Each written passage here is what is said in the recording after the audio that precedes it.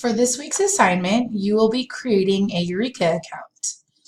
First, you will go to the glendale.edu/Career Center link, which will lead you to this page, which is our Career Center homepage. You'll scroll down and click here on Eureka. And then you will fill in your personal information in here. You can include as much as you feel comfortable with. The most important part is under Registered Counselors. I would like you to select my name, which is Molly Mercer. Once you create your account and log in,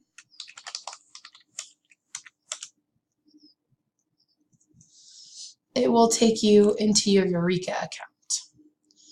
We will show you your Eureka account in future weeks in the course.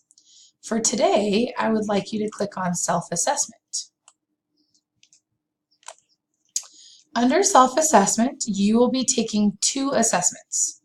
One will be the micro skills, and one will be the OcuSort. You'll click here on the micro skills assessment and follow the directions given in the assessment. You will then take the OcuSort. I have already completed the OcuSort, so if you click on it, you'll actually see what my results look like.